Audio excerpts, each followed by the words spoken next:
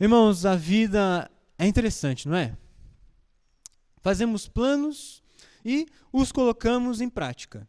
Como, por exemplo, um trabalho novo, uma nova função no trabalho, até um lugar novo para a gente morar. Mas parece que algumas situações, algo nos impede de prosseguir. Algo nos impede, como se algo maior que nós não nos permitisse continuar na direção em que estávamos seguindo. Acredito que todos já passaram por algum tipo de situação parecida. Tudo está correndo muito bem. E do nada acontece, as coisas começam a mudar. Coisas diferentes começam a acontecer. A direção para onde a gente está caminhando é alterada. E às vezes é difícil de entender. Às vezes nos perguntamos por que os meus caminhos, por mais bons que sejam, muitas vezes são mudados por Deus.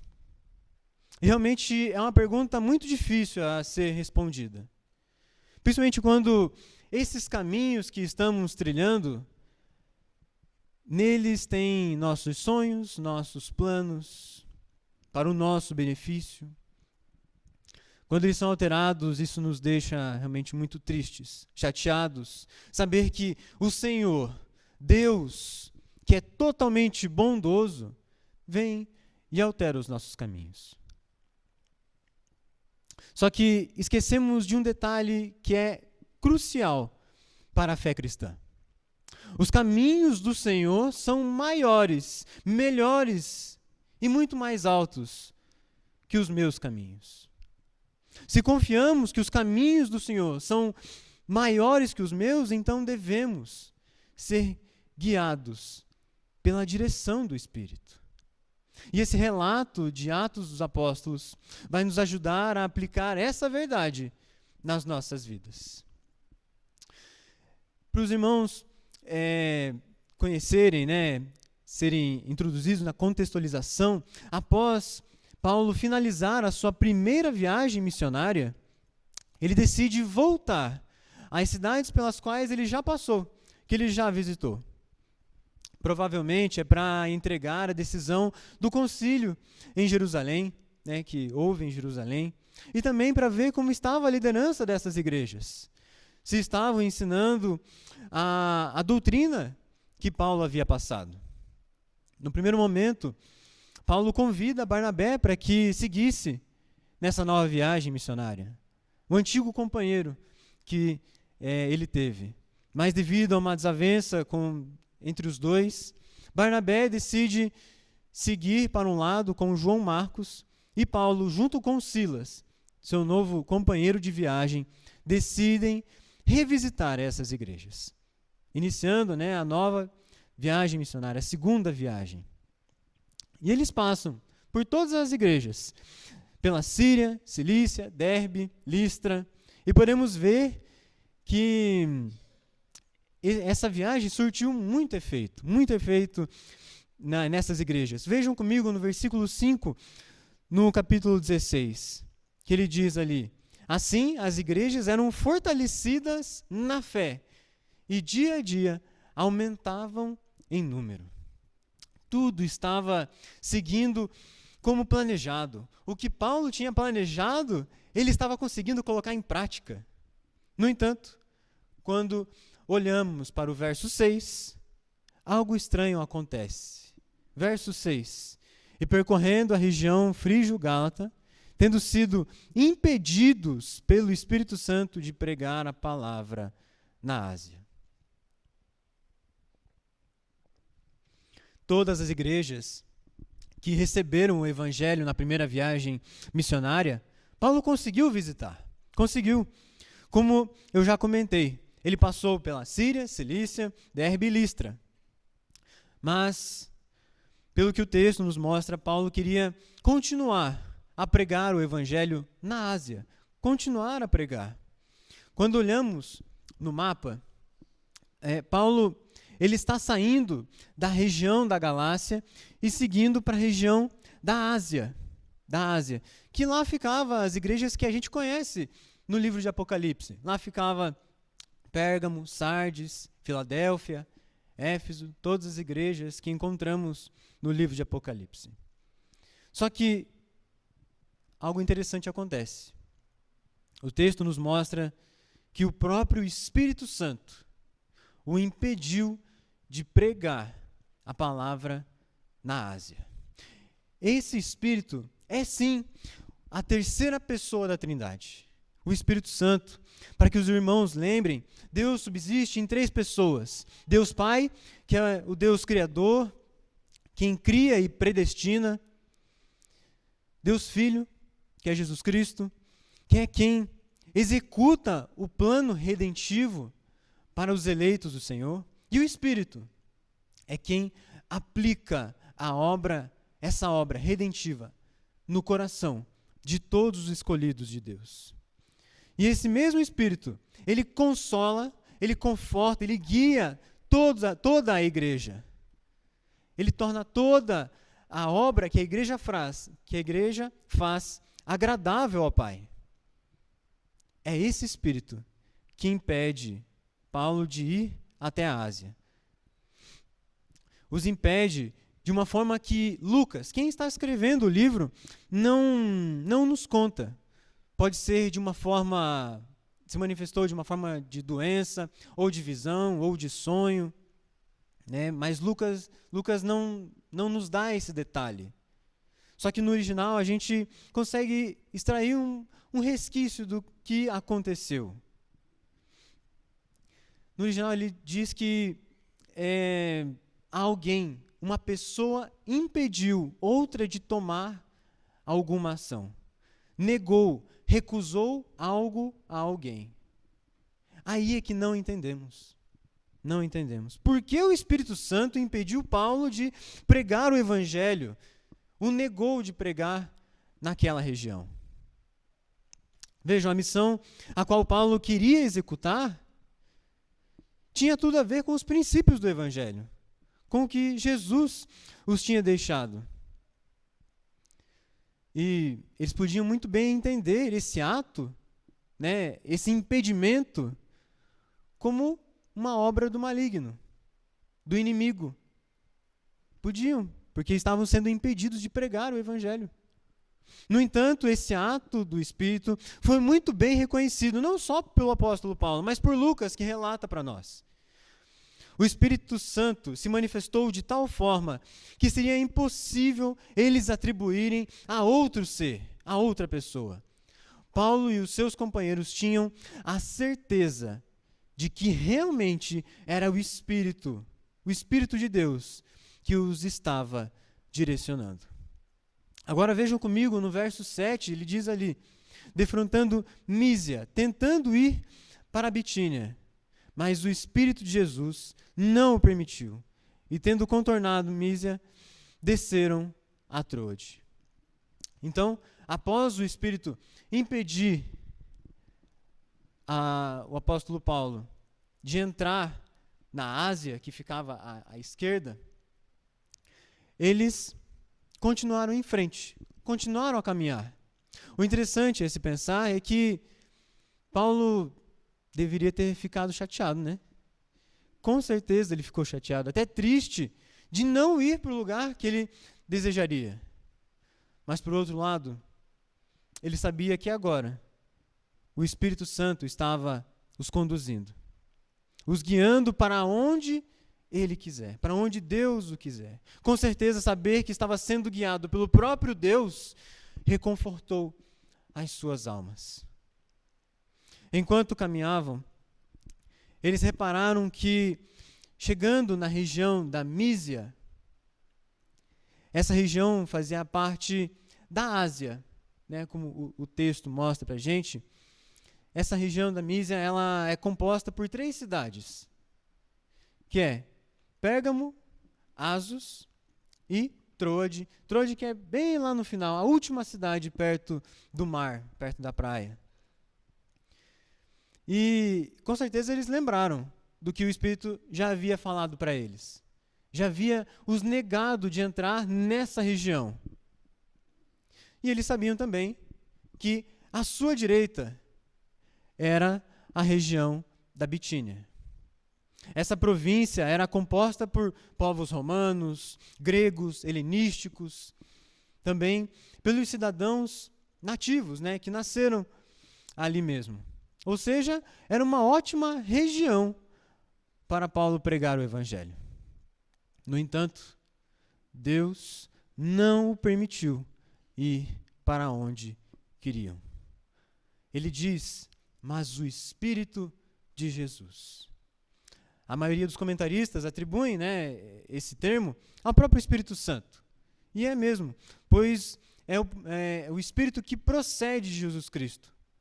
E podemos ver outros nomes atribuídos ao Espírito Santo, como Consolador, Espírito de Deus, Espírito da Verdade, que se refere aqui nesse texto como o Espírito de Jesus, se tratando do Espírito Santo. E ele age novamente, não permitindo que eles adentrassem na Bitínia. Interessante que o original também traz um sentido interessante, que o Espírito Santo não deixou Paulo fazer o que tinha desejado. Isso com certeza deve ter o desanimado bastante. Realmente, ele deve ter se sentido muito angustiado. Já devia ter planejado como pregar o evangelho, as rotas que ele iria fazer para ir e voltar. Mas todas as alternativas que ele tinha pensado foram alteradas. Todas as suas ideias tinham ido por água abaixo, pois o Senhor mudou os seus caminhos. Mas vemos que ele continua a sua jornada. Ele continua. Tanto que no verso 8, que ele diz ali, eles contornaram a Mísia e foram para Troade. Depois de terem os seus planos alterados por Deus, tinha uma coisa boa que eles podiam se agarrar. Tinha uma coisa boa. Ao mesmo tempo que suas vontades eram colocadas de lado, mesmo não sabendo para onde estavam indo, eles sabiam que independente da onde eles sejam enviados, aonde eles estivessem, eles anunciariam o evangelho da graça de Deus. E realmente, o Espírito não os permitiu nem ir para a esquerda, que era onde ficava a região da Ásia ali, a Mísia, e nem para a direita, que ficava a região da Bitínia. Eles continuaram em frente. Eles contornaram a Mísia e desceram até Troade. E Troade era uma cidade que ficava lá no final. Passava Pérgamo, Assos e Troade. Uma cidade onde depois dela só havia mar, não havia mais nada. Tantas regiões melhores, mais populosas, tanto na Bitínia como na Mísia, podiam ser pregados, mas o Espírito os conduz para Troade. E é aqui, em momentos em que eles não sabiam ao certo aonde Deus queria os levar, pois depois de lá não tinha mais nada, Deus intervém na história. E podemos ver no verso 9, ele diz ali, à noite, sobreveio a Paulo uma visão na qual um varão macedônio estava em pé, lhe rogava, dizendo, passa a Macedônia e ajuda-nos. Não sabemos ao certo aonde Paulo estava quando recebeu essa visão. Não sabemos se ele estava indo para Troade, ou se em Troade, ou se já estava lá por algum tempo. Mas vemos que, de uma forma novamente extraordinária, Deus mostrou para Paulo para onde ele deveria ir. Para onde ele deveria ir.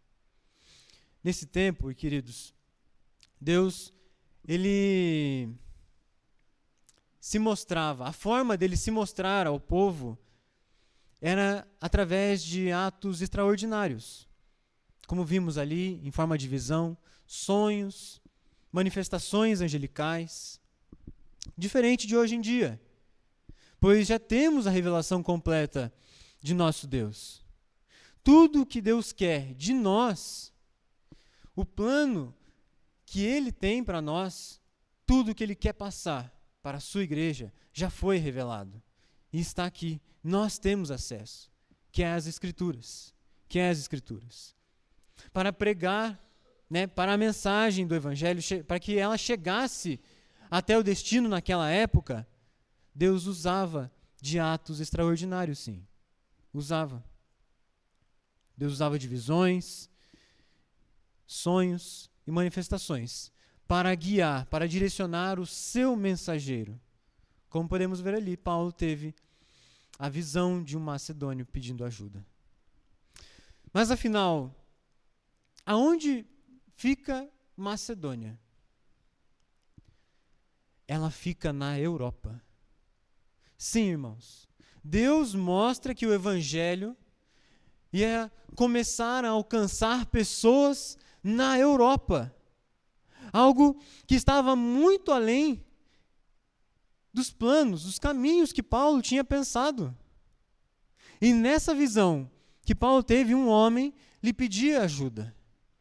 Mesmo sem saber a dificuldade, qual era o seu problema, Paulo que sabia que devia ir até lá para ajudá-lo. E realmente, pense você em sua vida. Quando alguém pede ajuda a você, é muito difícil de negar. E esse tipo de pensamento nos leva ao verso 10, que diz ali: assim que teve a visão, imediatamente procuramos partir para aquele destino, concluindo que Deus nos havia chamado para lhes anunciar o Evangelho. Após ter os seus caminhos alterados pelo Espírito, enviando-os para lugares como Troade, lugares que não tinham saída, às vezes não, mas que lá havia menos população do que a Bitínia e a Ásia. Paulo nunca iria imaginar o que Deus tinha planejado para ele pregar na Europa, além do mar que estava à sua frente, além de Troade. O que Paulo imaginou não chegou nem aos pés do caminho que Deus o colocou. Paulo não conseguia nem imaginar. Isso é interessante porque depois da conversão de Paulo, o que menos importava era a vontade do próprio apóstolo. O que menos ele se importava eram os seus desejos. O que importava para ele era fazer os desejos do Pai. Ele entendia que a sua vida não mais pertencia a si mesmo, mas pertencia agora a Cristo. E para onde ele o enviasse, ele iria. Ele iria. Por isso que a gente vê que logo após que ele recebeu essa visão, logo ele partiu para a Macedônia. Pois sabia que a sua vida pertencia ao Senhor. Seja para onde Deus o enviasse, ele iria. E lá, na Macedônia, na Europa, longe da sua terra natal, ele sabia muito bem qual era a sua missão lá. Sabia muito bem o que deveria fazer nesse lugar. Aonde ele fosse, seja o lugar em que ele estivesse, sua missão era proclamar o Evangelho de Cristo, da salvação. Sua missão era falar e persuadir as pessoas a crerem em Cristo. A mensagem que Paulo carregava é a mesma mensagem que nós carregamos. Nossa missão é mostrar o quanto as pessoas precisam de Jesus Cristo. A mensagem do Evangelho é mostrar às pessoas que todos somos caídos. Desde Adão, toda a humanidade está em pecado. E não somente a amplitude, a quantidade de pessoas, mas em toda a profundidade do homem. em todos os seus pensamentos, as suas ações, em toda a sua existência, ela está totalmente inclinada para o mal. Mas, por outro lado, Deus é santo. Ele é bom, ele não compactua com o pecado. Nenhum pecador entra no céu, muito menos na presença do Todo-Poderoso. Mesmo que você tenha seguido os mandamentos de Deus à risca, você caiu em algum momento. Mesmo que sua vida tenha sido quase perfeita, você está destituído do Senhor. E não somente por suas ações, mas também pela descendência. Somos descendentes de Adão. Todos nós somos pecadores, porque o pecado passa de geração em geração. Todos nós estamos destituídos da presença de Deus. E é aí que Cristo entra. O meio pelo qual o próprio Deus deu ao seu povo para os libertar é Cristo. Ele purifica o pecador, o torna limpo de qualquer vestígio de pecado. Ele o torna limpo com o seu sangue derramado. Ele imputa as suas obras em nós, para que no dia do juízo, Deus olhe para nós e aceite as nossas obras. É Cristo que resgata nós de passar a eternidade longe de Deus. Deus nos resgata de passar a eternidade no inferno. E essa missão, de levar essa mensagem, é a nossa missão, meus irmãos. Pois quem irá crer se não há quem pregue? Então, agora Paulo sabia para onde ir. E sabe que Deus o está guiando. Por mais que Deus, tendo esmagado os seus caminhos, a consolação veio pelo fato dele estar sendo um instrumento nas mãos do Senhor para algo muito maior. Para algo muito maior. Anunciar o Evangelho. Anunciar a Cristo. Agora, meus queridos, eu gostaria de apontar a vocês 2 pontos que podemos extrair desse texto. E o primeiro deles é que, quando somos guiados pelo Espírito, seremos direcionados para o alvo que Deus quer. Quando somos guiados pelo Espírito, seremos direcionados para o alvo que Deus quer. Nós vimos que Paulo tinha um plano. O seu objetivo era revisitar as igrejas, passando por elas, que ele já havia plantado na sua primeira viagem missionária. E após terminar isso, sua ideia era continuar pregando o Evangelho pela Ásia. Mas por 2 vezes, o Espírito do Senhor impediu os caminhos de Paulo.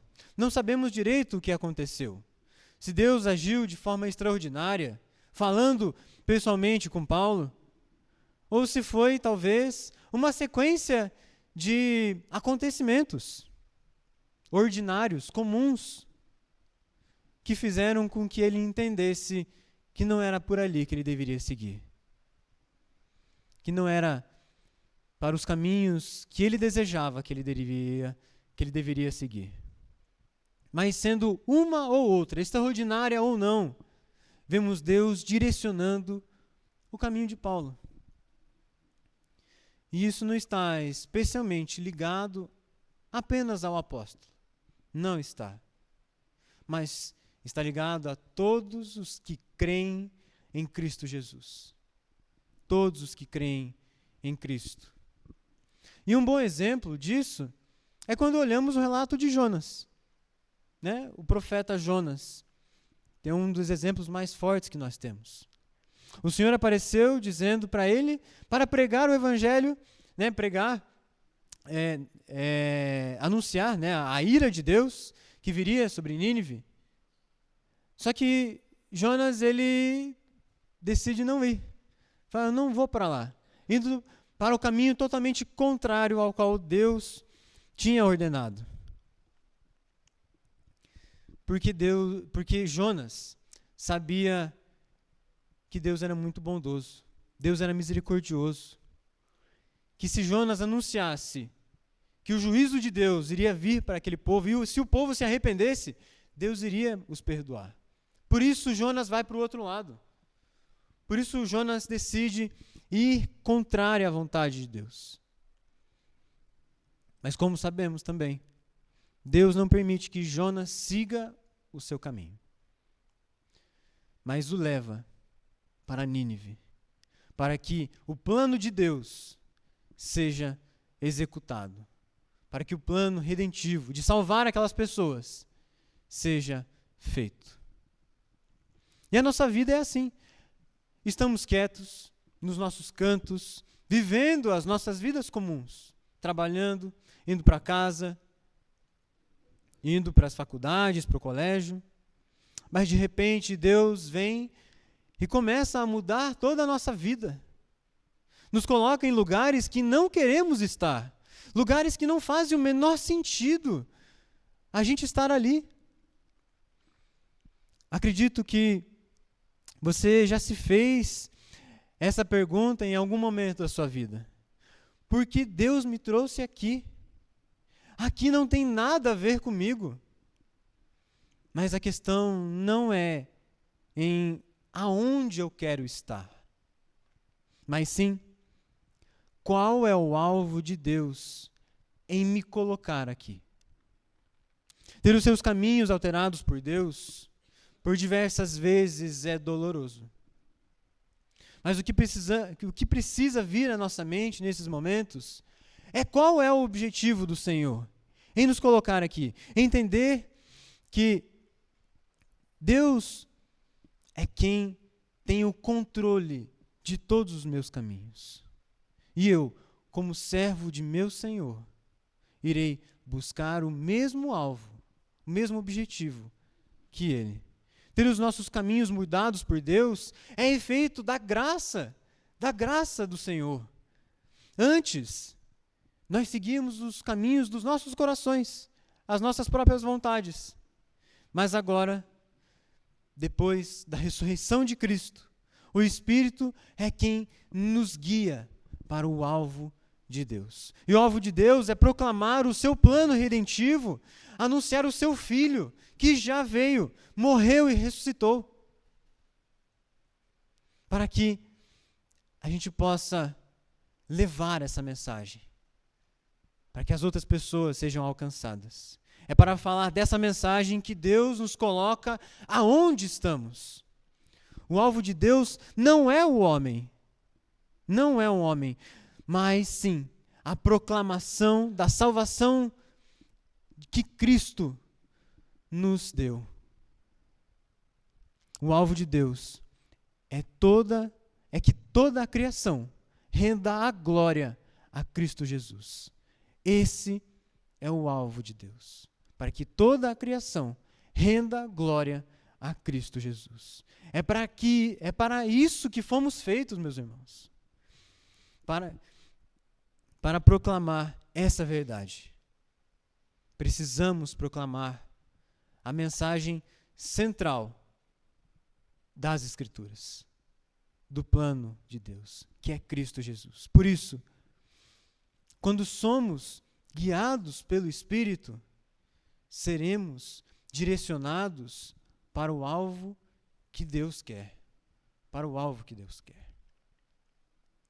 Mas mesmo entendendo que devemos ter como objetivo o mesmo alvo que o nosso Senhor, ainda passa por nossas mentes, pelas nossas cabeças, se estamos realmente no lugar que Deus quer que a gente esteja, não é mesmo? Isso passa por nossas mentes. Portanto, em segundo e último lugar, quando somos guiados pelo Espírito, devemos nos preocupar com a profundidade e não com a extensão.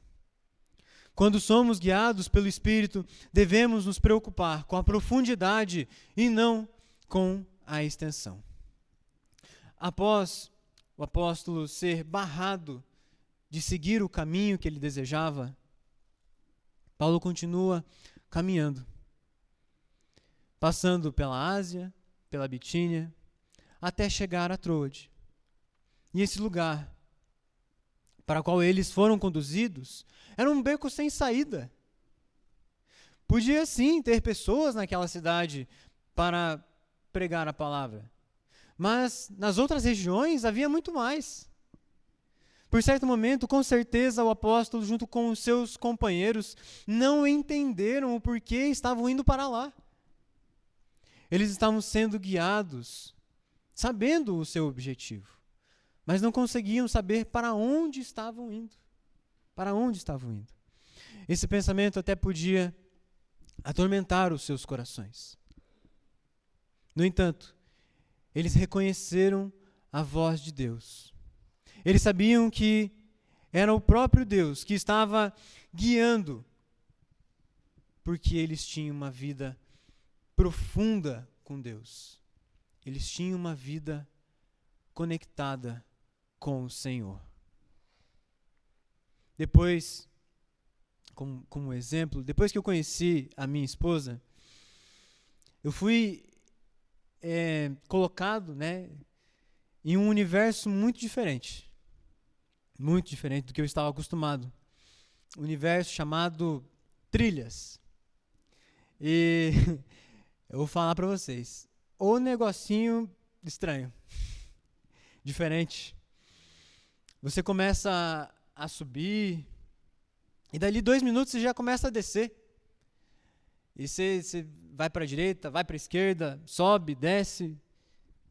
Tem curvas, obstáculos, grampos. E por diversas vezes eu fico me perguntando, será que é por aqui mesmo que eu tenho que ir? Será que a gente não está num caminho errado?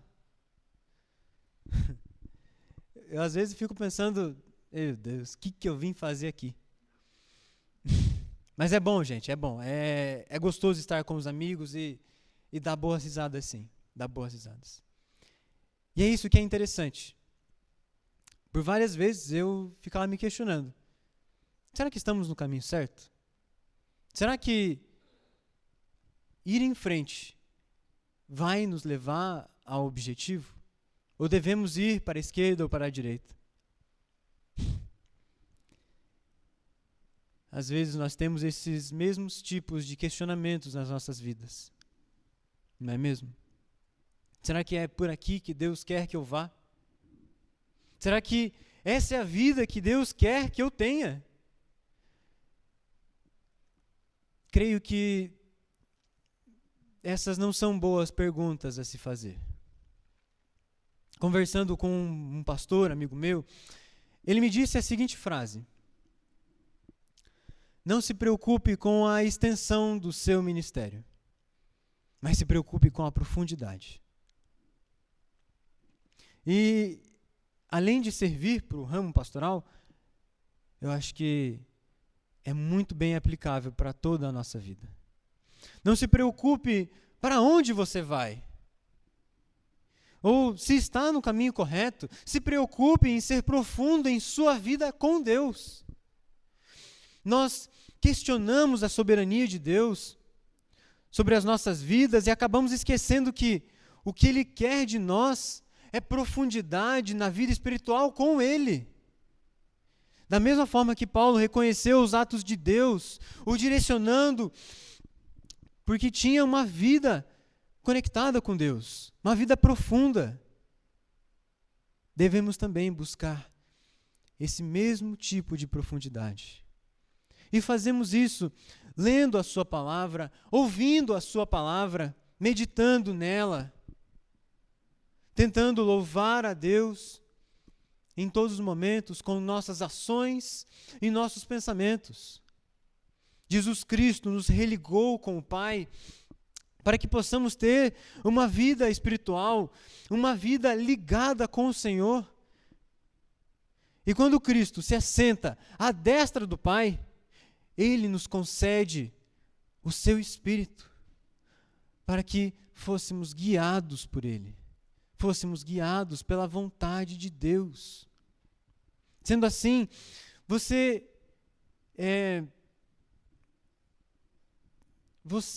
está aonde Deus quer que você esteja. Ele tem o controle da sua vida, do seu caminho. Esse é o lugar em que Deus te colocou. É exatamente aonde você está.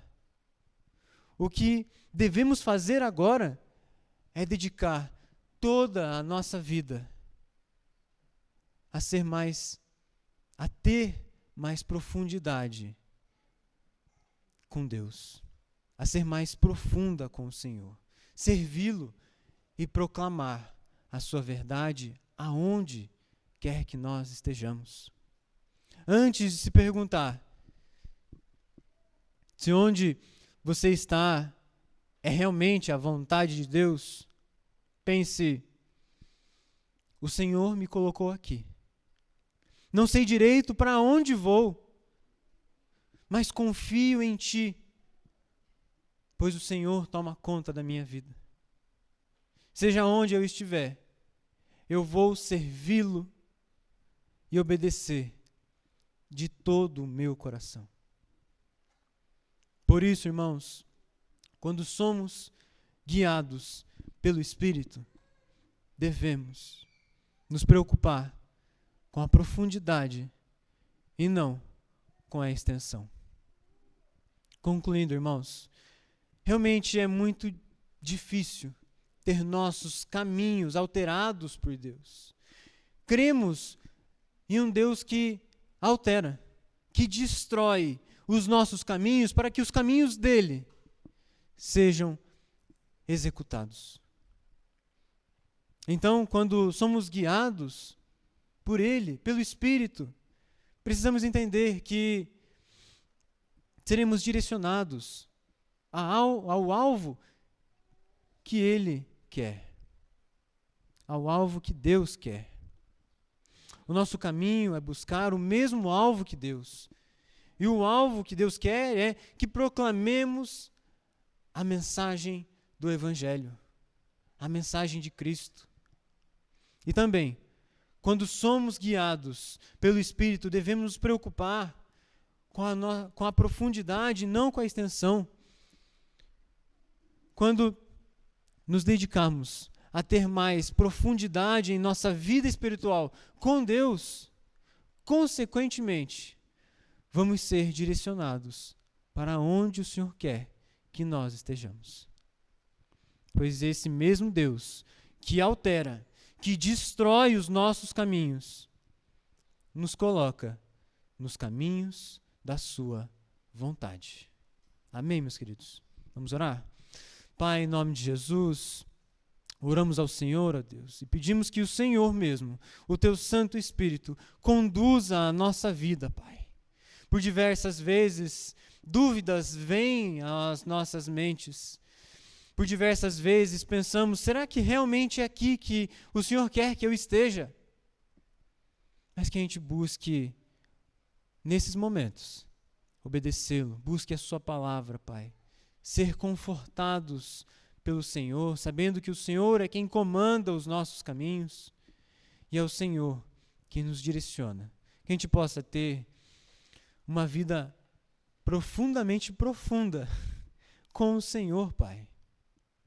Que o Senhor nos guie e nos ampare em todos os momentos. Que em todos os momentos a gente reconheça o Senhor, a direção do Senhor. Assim nós oramos em nome de Cristo Jesus. Amém.